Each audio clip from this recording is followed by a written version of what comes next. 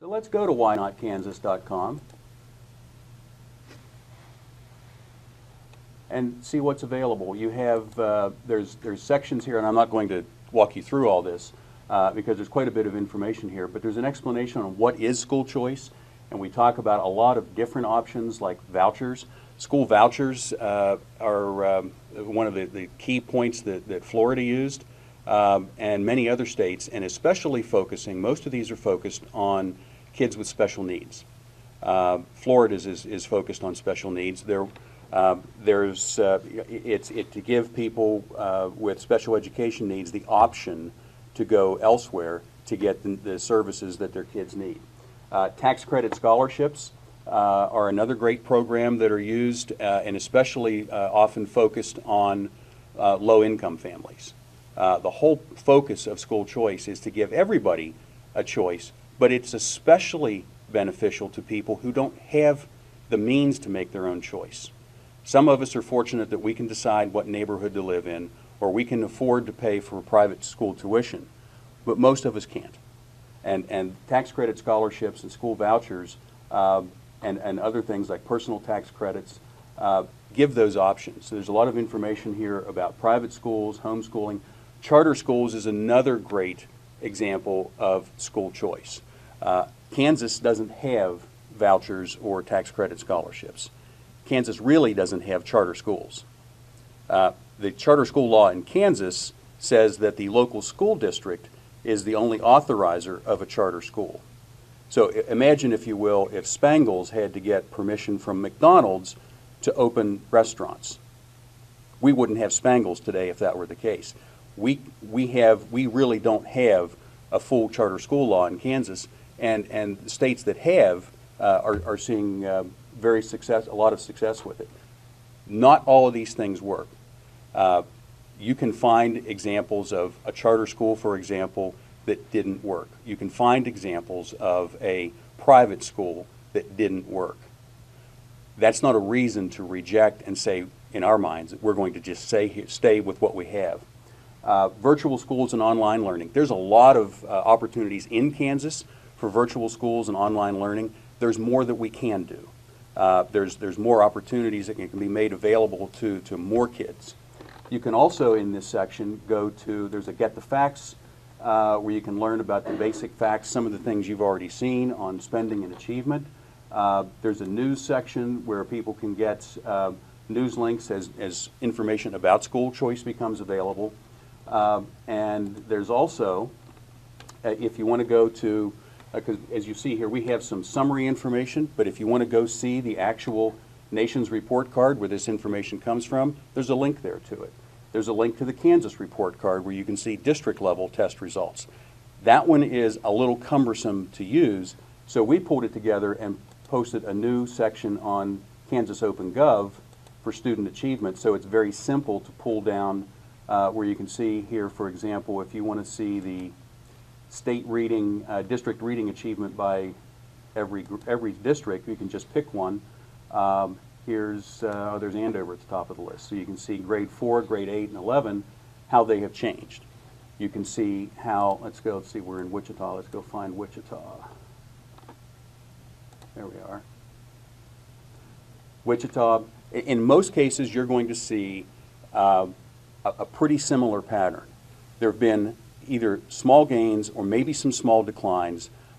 You might see in some of the really small districts, such as with only 300 students, where you might see over the years, where as that student mix change, you might see more dramatic increases or decreases. That could be a function of it's just a really small district and you're not testing that many kids. But you can also go in here, as you can see, some of the private schools. All this information comes directly from the Department of Education. So there's lots of opportunities to get more information, and we provide links out to other places where you can get even more about Why Not Kansas. Now I have to go back to, oops, where was I? Clicked on the wrong, there we are.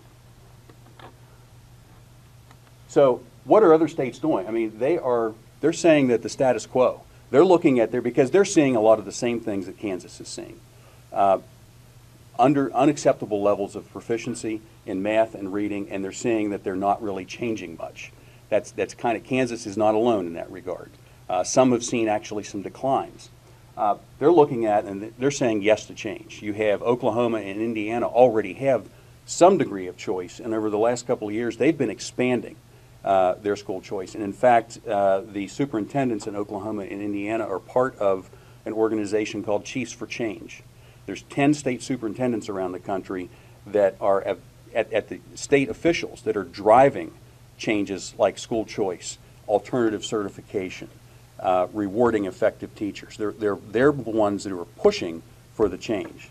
Kansas is not part of that, but I can give you the name of the states if you want. Let me show. We talked about how this closes some achievement gaps. Let me show you this. This is the kind of information that they're looking at in other states. In Kansas, you can see we went from, well, the numbers will come up at the end, I guess. Look at the difference in the change. We went up from 34 to 35 in Kansas, percent proficiency. Florida went from 22 to 36 at the same time frame. Florida went up 64% in their fourth grade reading proficiency. In low-income students, Kansas held steady at 22%. Florida more than doubled. They went from 12 to 25%. Florida, when Florida started their reforms in 1998, they had some of the worst scores in the country. And they also have some of the most challenging circumstances. It's a majority-minority state. When you're starting from the bottom and you have an even greater number of low-income students you're working with, there's significant challenges. For them to see this kind of progress, granted, that's from 1998 to 2009, that's 11 years. But they're making, you compare the progress that they're making. Here's another way to look at it, closing the achievement gap.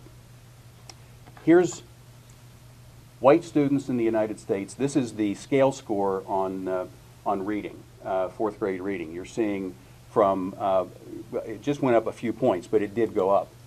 Here's Hispanics across the country.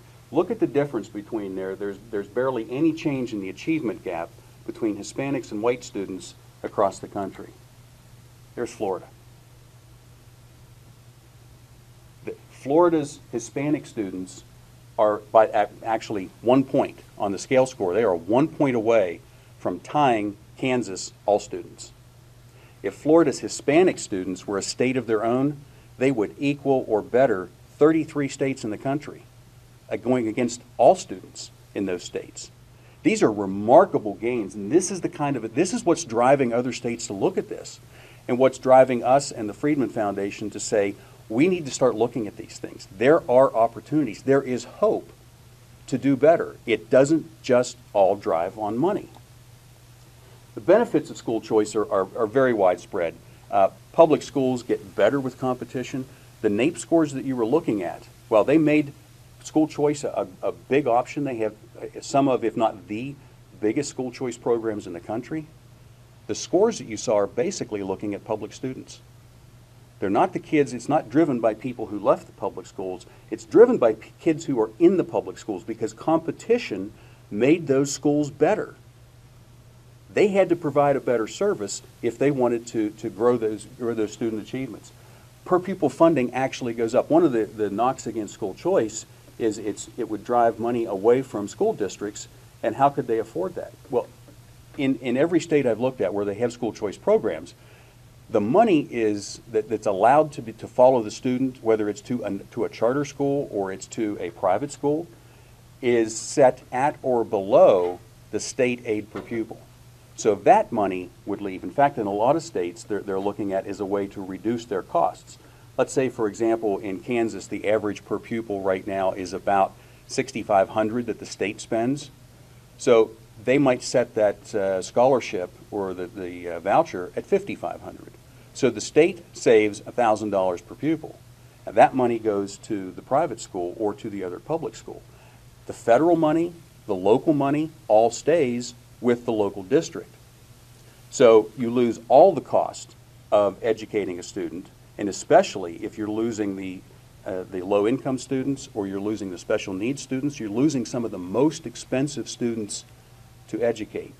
But you're getting to keep all the federal funding, you get to keep all the local funding. So it actually raises the per pupil spending in local schools.